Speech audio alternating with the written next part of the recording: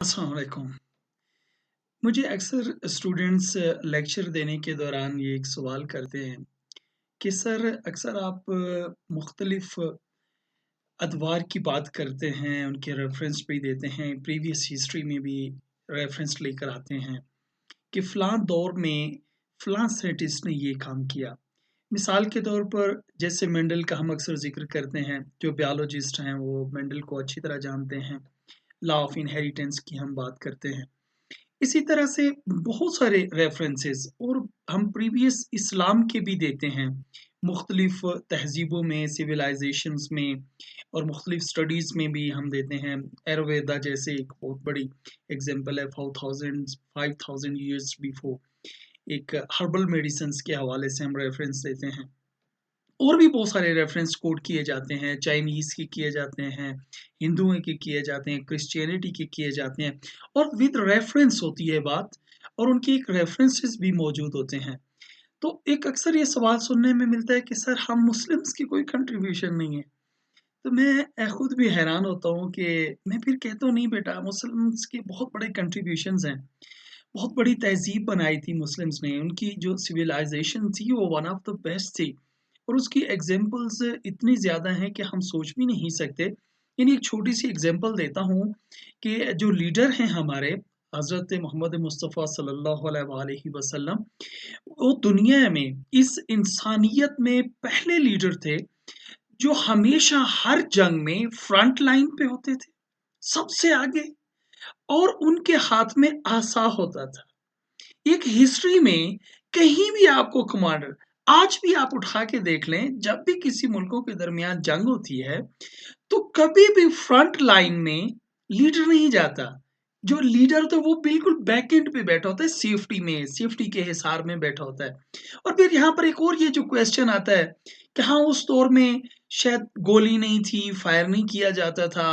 ये भी एक ऑप्शन जेन में आती है नहीं उस दौर में तीरंदाजी होती थी बहुत दूर से तीर मारे जाते थे और जहर आलूद तीर से वार किया जाता था ये जरूरी नहीं था कि सिर्फ तलवार से ही और नेजे से वार होता था तीरंदाज भी होते थे और काफी दूर दूर से वो तीर को मारते थे इसके बावजूद भी प्रॉफिट मोहम्मद सल्लल्लाहु अलैहि वसल्लम फ्रंट लाइनर होते थे रीजन क्या थी कि उनकी बहादुरी इतनी कमाल थी वो अपनी बहादुरी जुरत और अपने यकीन मुहकम पे वो फ्रंट लाइन पे होते थे और उससे अपनी उस फौज को और अपने जो उनके साथ लोग होते थे उनको ताकत मिलती थी और वो हमेशा फतह हासिल करते थे ये मैं एक छोटी सी एग्जांपल कर रहा हूँ जो दूसरी जो एग्जांपल है जैसे हम अक्सर सुनते हैं कि जब कुफार कैद होके आए तो उनको रसूल अकरम सल्लल्लाहु अलैहि वसल्लम ने मस्जिद के साथ जो एक हुजरा था वहां पे रखा और उन्हें ये कहा गया कि तुम मुसलमानों को तालीम दो और तालीम देने के बाद अगर आप तालीम दोगे तुम आज़ाद हो तो आप मुझे बताएं वो जो कुफार थे वो क्या इस्लाम की तालीम दे रहे थे क्या वो कुरान पढ़ाने आए थे क्या वो अहदीस पढ़ाने आए थे एक क्लियर सी बात है ना तो वो कौन सा दीन वो कौन सी तालीम देने आए थे किस किस्म की तालीम दी होगी उन्होंने वो किस तालीम में इक्विप्ड थे मीन के दूसरी तालीम थी ना कुरान तो वो नहीं पढ़ा क्योंकि वो काफिर थे वो जब मुसलमान ही नहीं थे तो वो कैसे वो तालीम दे सकते थे इस्लाम की मेरे कहने का मकसद ये है दोस्तों कि एक हकीकत बात है एक यकीनी बात है कि उन्होंने जो दूसरे उलूम हैं उसमें वो बेस्ट थे और हमारे नबी सल्लल्लाहु अलैहि वसल्लम ने उन्हें यही कहा कि तुम ये तालीम दो और अगर तुम हमारे बच्चों को ये तालीम दो कि तुम आज़ाद हो अब देखिए ये एक हिस्ट्री है इसके अलावा आप उठा के देखें हिस्ट्री में देखें इमाम जाफर सादिक अलैहिस्सलाम की और उस वक्त में एक वक्त में 4000 लोग उनसे इल्म हासिल करते थे केमिस्ट्री जाबिर बिन हयान इब्न हैसम इब्न ख्वारज़मी और बहुत सारे नाम हैं मैं डिटेल में नहीं जाना था वो कहाँ गए क्या हुआ कि हमने कभी रेफरेंस बनाए नहीं अनफॉर्चुनेटली आज का दौर रेफरेंस का है हम जब भी पब्लिकेशंस लिखते हैं थीसिस लिखते हैं रिसर्च करते हैं तो हम रेफरेंस ढूंढते हैं कोई भी टॉपिक उसको रेफरेंस लेते हैं अगर उसके टॉपिक में स्ट्रेंथ होती है तो अच्छा टॉपिक होता है तो हम उसकी बेस तक जाते हैं और उसकी बेस को भी रेफरेंस करते हैं ये कहाँ से रेफरेंस चला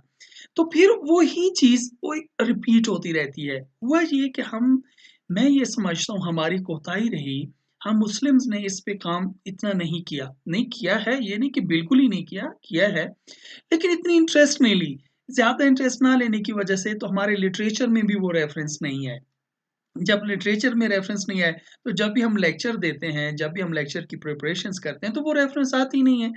तो हम कैसे वो रेफ़रेंस दें कि हाँ, फ़लाँ कुरान की आयत में ये है, रसूल अकरम सल्लल्लाहु अलैहि वसल्लम ने फ़लाँ हदीस में ये कहा, उसका रेफ़रेंस तो नहीं है। जब रेफ़रेंस ही नहीं है, यानी मीन के रेफ़रेंस से मुराद मेरा है साइंटिफिक रेफ़रेंस। साइंटिफिक रेफ़रेंस की बात कर रहा हूँ। जैसे हम जाके गूगल स्कॉलर में लिखते हैं, पबमेड में लिखते हैं, एक रेफ़रेंस बना होता है, वॉल्यूम नंबर है, आगे उसका पेज नंबर और कौन-सा पब्लिशर है, ये सब कुछ एक पूरा एक प्रोसीजर है रेफ़रेंस का। तो हमने इसको अहमियत नहीं दी। तो ये मैं साइंटिफिक कम्युनिटी के लिए स्पेशली बात कर रहा हूँ। इस्लामिक कम्युनिटी में तो नो डाउट बुक्स है, रेफ़रेंसेस हैं, ईच एंड एवरीथिंग है।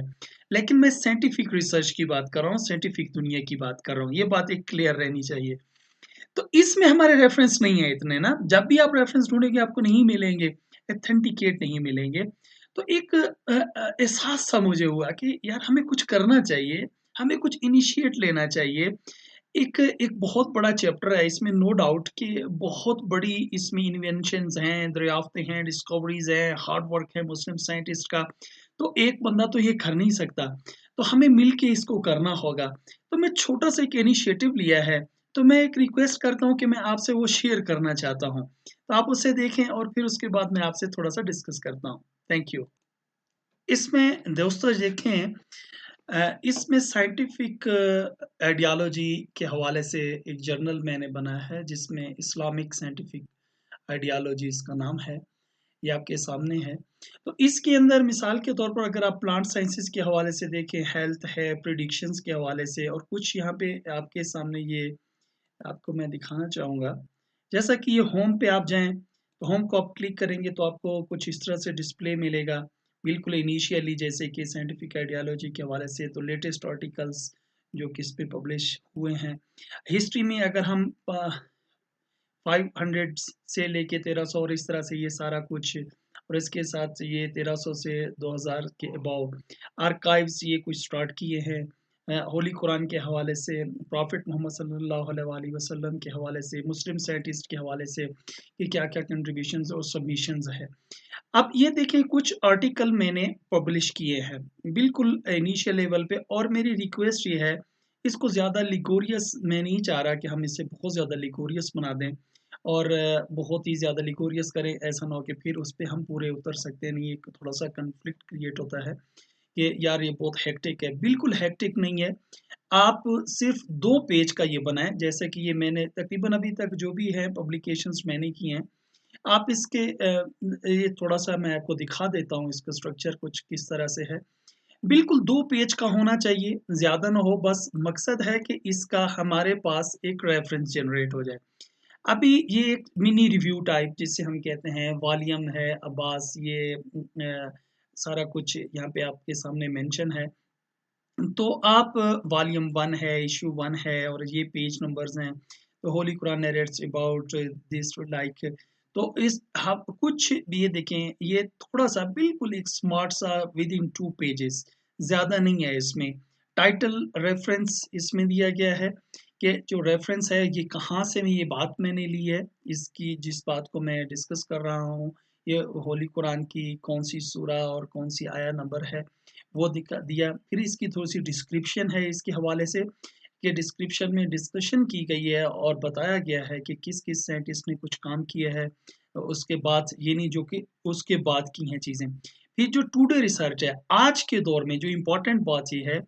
कि आज के दौर में किन-किन लोगों ने 2020 में क्या काम किया, 2020 में देखिए ये 2019, 19 और 19 यानी लेटेस्ट काम क्या हो रहा है उस प्लांट्स के ऊपर या उस फाइंडिंग्स के ऊपर जो कि पहले बताई गई थी। फिर एक कंक्लूजन लिटिल बिट के हम फर्दर इस पे क्या कर सकते हैं, ये मैंने कुछ सजेशंस यहाँ पे दिए हैं कि उसी बात को हम आगे लेके कैसे लेके जा सकते हैं, और फिर ये नीचे रेफरेंसेस हैं। अब देखिए दोस्तों, अगर इसी को ही आप जो साइंटिफिक दोस्त हैं, जो रिसर्च के लोग हैं, वो इस चीज़ को अच्छी तरह समझते हैं, इसका आराम से रेफरेंस बन जाएगा। जब हम इसका रेफरेंस बनाएँगे तो डेफ़िनेटली यही रेफरेंस आगे कोड होता है डिफरेंट पब्लिकेशंस में, थीसिस में, डिफरेंट आर्टिकल्स में, और हर जगह पे जाके हम इसको कोड करते हैं। तो ऑफ कोर्स जब ये कोड होगा ये रेफरेंस, तो हम इसी चीज़ को आगे एक अच्छी तरीके से सर्कुलेट कर सकते हैं, अपने स्टूडेंट्स को बता सकते हैं, इम्पोर्टेंस बता सकते हैं, सिग्निफिकेंस बता सकते हैं कि हमारे एज़ ए मुस्लिम क्या कंट्रीब्यूशंस थे। तो ये एक छोटी-सी, मैंने बिल्कुल एक हल्की-सी, छोटी-सी, माइन्यूट सी, मैं कोई इतना कैपेबल नहीं हूँ, कोई कि बहुत बड़ा साइंटिस्ट हूँ, कुछ भी नहीं, मैं तो बिल्कुल एक अदना-सा, इंतहाई हकीर सा इंसान हूँ। एक छोटी-सी एफ़र्ट की है, बिल्कुल छोटी-सी, मामूली सी, और इस एफ़र्ट को मैं ये समझता हूँ कि हमारी कम्युनिटी में, हमारे लोगों में बहुत हाई प्रोफ़ाइल लोग बैठे हुए हैं। बहुत ही अज़ीम लोग बैठे हुए हैं, जिनको मैं भी बहुत अच्छी तरह जानता हूँ। अगर उनकी सरपरस्ती हासिल हो तो हम इस काम को बहुत अच्छे तरीके से कर सकते हैं। मेरी रिक्वेस्ट है कि अगर आप थोड़ा-सा भी मेरे साथ एक हेल्प करोगे, थोड़ी-सी हेल्प करते हो, तो हम मिल के इंशाअल्लाह हम मिल के इंशाअल्लाह इस काम को आगे बढ़ा सकते हैं। बस मेरी आप दोस्तों से एक रिक्वेस्ट यही है कि आपके पास अगर कोई भी मवाद आता है, किसी भी आप साइंसेज़ से ताल्लुक़ रखते हो, फ़िज़िक्स है, केमिस्ट्री है, बायोलॉजी है, हेल्थ है, मेडिकल साइंसेज़ है, टीचिंग है,